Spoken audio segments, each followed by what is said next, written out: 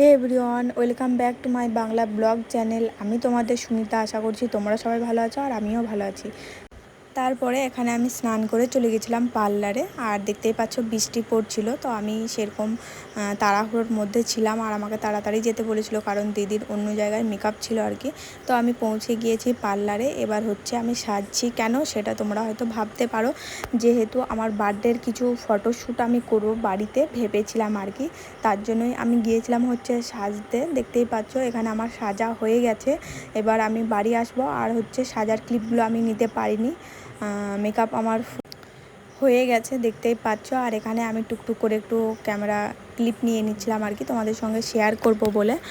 তারপরে আমি পার্লার থেকে বেরিয়ে পড়েছি আর টোটোও পেয়ে গেছি দেখতেই পাচ্ছ।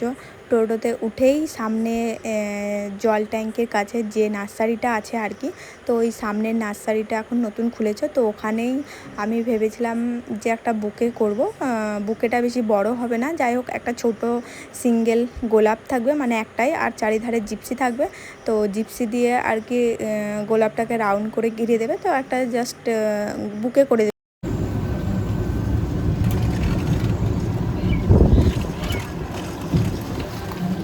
তো গাইস আমার এখন সাজা হয়ে গেছে, এবার আমি বাড়ি যাচ্ছি। তো বাড়ি গিয়ে তোমাদের সঙ্গে দেখা হবে।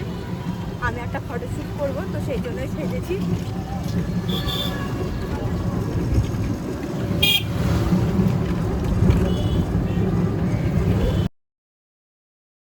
এই যে আমি চলে এসেছি হচ্ছে ওই সামনের নার্সারিতে। তো এখানে আমি দেখছিলাম আর কি গোলাপ কী কী আছে। তো আমি ব্যাঙ্গালোর গোলাপ নিয়েছিলাম এখানে, আর একটু গোলাপটা নিয়ে আর একটু ভিডিও করে নিলাম। বাট এতগুলো গোলাপের আমি বুকে করিনি, জাস্ট একটাই গোলাপ বলেছিলাম। আর এখানে জিপসিগুলো বের করছিল ওই ভাইটা আর কি।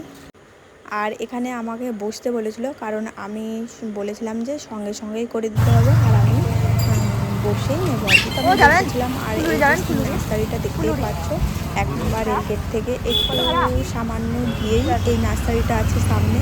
এখানে অনেক রকম গাছ থাকে, তোমরা চাইলে এখানে যেতে পারো বা ওদের সঙ্গে ওদের নাম্বার নিয়ে যোগাযোগ করলে তোমরা যদি চাও তোমাদের কোনো স্পেশাল ডেতে কোনো ফুলের গয়না নেবে বা কিছু ওরা বানিয়ে দেবে। যাই হোক, তারপর আমি টোটো পেয়ে গেছি। আর হ্যাঁ একটা কথা, তারপর আমি 4টে কিন্তু গাছও নিয়েছিলাম, কারণ এর আগে আমি একবার নার্সারি গিয়েছিলাম তখন এই গাছগুলো আমি পাইনি, রুমের মধ্যে রাখবো আর কি। তখন তো ছিল না, তারপর আমি অর্ডার দিয়ে এসেছিলাম। তো দেখেছি যে আমি যখন সাজতে গিয়েছিলাম দিয়ে এসে দেখছি যে হ্যাঁ এনেছে গাছগুলো, তো ভাবলাম চলো নিয়ে নিই। আর এখানে গেট পড়ে গিয়েছে আর কি, দেখতেই পাচ্ছ ফেসে গেছি জ্যামে আমি। এখানে ট্রেন আসবে, তারপর গেট খুলবে, তারপর আমি যেতে পারবো বাড়ি। তো এখানে আমি দেখছিলাম আর কি, ট্রেন দেখছিলাম। আর ট্রেন দেখতেও যেমন ভালো লাগে, ট্রেনে চাপতেও সেরকম ভালো লাগে। তো যাই হোক, এখানে আমি বাড়িও চলে এসেছি। আর বাড়িতে তো আগে থেকে আমি বেলুনগুলো ফুলিয়ে রেখে গিয়েছিলাম। এবার রুমটা একটু সুন্দর করে গোছাবো আর বেলুনগুলো একটু সুন্দর সাজাবো। তো এটার কাজ তো আমি আগে থেকেই করে রেডি করে গিয়েছিলাম। আগে থেকে ভেবেছিলাম যে সব কিছু যেন রেডি হয়ে থাকে, আমি শুধু সেজে এসে বসবো, কিছু ছবি তুলবো বা সেটাই। তারপর হচ্ছে যে আমি একটা ব্লুবেরি পেস্ট্রি চেয়েছিলাম, ছোটোর মধ্যে মিনি টাইপের হবে, যেটা নিয়ে ফটোশ্যুট করব, কিন্তু কারণবশত আমি পাইনি। এবার কাজের টাইমে তো সেগুলো পাওয়া যায় না, সবাই সেটা ভালো করেই জানো, তো আমিও পাইনি। আমি প্রথমে একটা এই কলেজ মোড়ের কাছে সুগার অ্যান্ড স্পাইসি বলে একটা যে দোকান আছে ওখানে গেলাম, ওখানে দেখছি যে নেই, কিন্তু অন্য সময় ওটা থাকে ওখানে। তো যাই হোক, আবার আমি ফুডিকো বলে একটা অ্যাপ আছে, তো একটা ভাইকে ওখানে নাম্বার নিয়ে ফোন করলাম যে ব্লুবেরি পেস্ট্রি পাওয়া যাবে। ওরা বললো কি না আজ হবে না। তো যাই হোক, সেখানেও পেলাম না।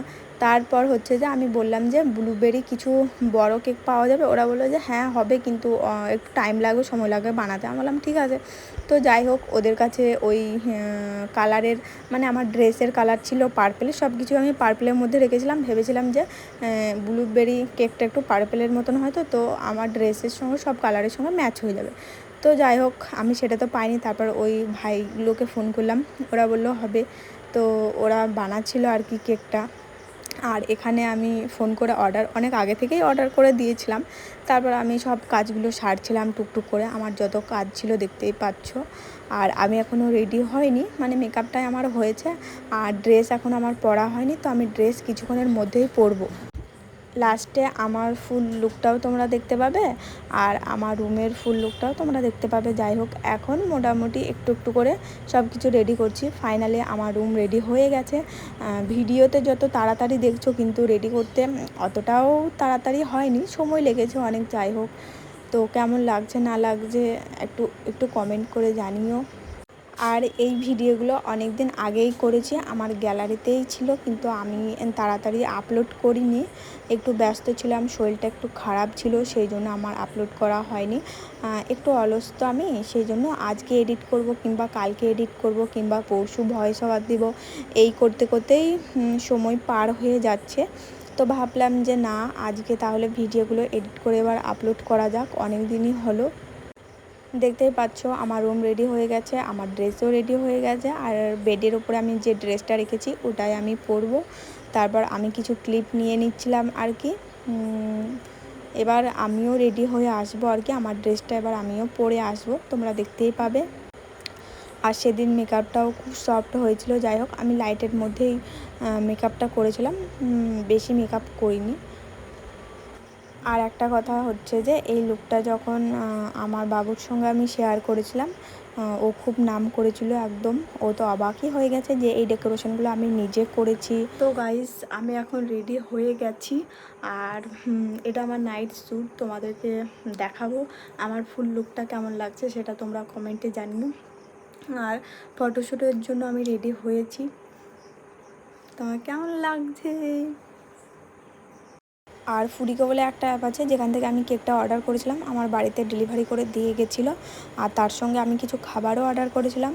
আর এগুলো ওখান থেকেই অর্ডার করেছিলাম, কারণ আমি আইসল্যান্ড থেকে ওই দিন এই কালারের হয়তো কেক ছিল না, বা পাইনি, জিজ্ঞাসা করেছিলাম, পাইনি বলে ওখান থেকে অর্ডার দিয়েছিলাম। তারপরে আমাকে বাড়িতে দিয়ে গেছিলো। তো আমার রুমও সাজানো হয়ে গেছে, আমার কেকও চলে এসেছে, আর আমি এখানে রেডি হয়ে বসেও পড়েছি।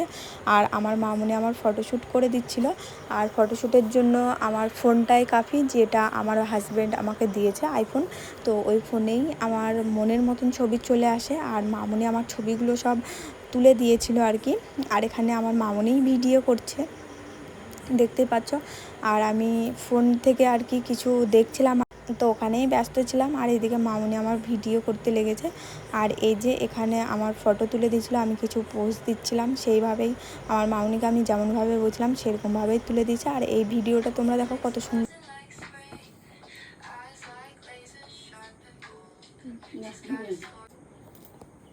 অন্ধকার করো, অন্ধকার।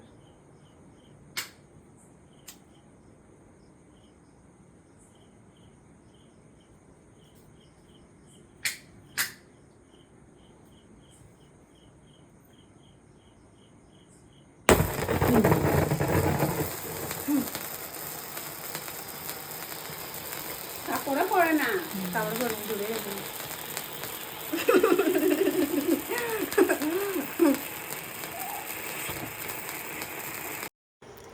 আর কেকটাও খুব সুন্দর এসেছে। তো যাই হোক, এবার নাই মামার থেকে তো কানা মামাটাই ভালো, তাই না? যেটা চেয়েছিলাম সেটা তো তখন পাইনি, এবার কিছুটা হলেও এটা পেয়েছি আর কি। তো কাজের সময় যদি না পেতাম তাহলে আরও মন খারাপ হয়ে যেত। আর তো গাইজ, আমার এখন ফটোশ্যুট হয়ে গেছে, আর এবার আমি খাওয়া দাওয়া করবো। আর কি কি করলাম না করলাম সেগুলো তোমাদের সঙ্গে শেয়ার করব, তো দেখতেই পাবে। তো গাইজ, আমার তো ফটো তোলা হয়ে গেছে, আর যেসব শ্যুটগুলো করার ছিল সেগুলো তো করে নিলাম। এবার খাওয়া দাওয়া করবো, মানে ফ্রেশ হওয়ার পরে। তো তোমাদের সঙ্গে সব কিছু শেয়ার করব, দেখতেই পাবে। তো চলো, টাটা, গুড নাইট, সবাই ভালো থেকো। যেহেতু রাত্রে শ্যুটটা করলাম, তার জন্য সবাইকে আমি গুড নাইট বলেছি। আর এখন ভয়েস ওভার দিচ্ছি, এখনও রাত হয়ে আছে, তো এখনও সবাইকে গুড নাইট বলছি। আর এই লুকটাতে আমার বাবু খুব নাম করেছে, আর আমি সব কিছু নিজে হাতে করেছি এরকম ভেবে। তো ও খুব তারিফ করেছে আমার সব কিছুতে। যাই হোক, আর ও সব কিছুতেই আমার তারিফ করে, তার জন্য নয়। আর এখানে আমার সব কিছু হয়ে গেছে। তো তারপর আমি কিছু আর কি ফটো তুলছিলাম, ভিডিও করছিলাম, মানে নিজে নিজে আর কি, দেখতেই পাচ্ছ। তো কিছুক্ষণ পর আমি খাওয়া দাওয়া করব, সব কিছু এবার আমাকে ঠিকও করতে হবে। কাজ করতে যতটা ভালো লাগে, ঠিক গোছাতেও ততটাই বিরক্ত লাগে। তো এখানে এগুলো সব আমাকে গোছাতে হবে একা একা, যাই হোক। আর এটা ছিল সেদিন আমার dinner, chilli chicken and fried rice ছিল।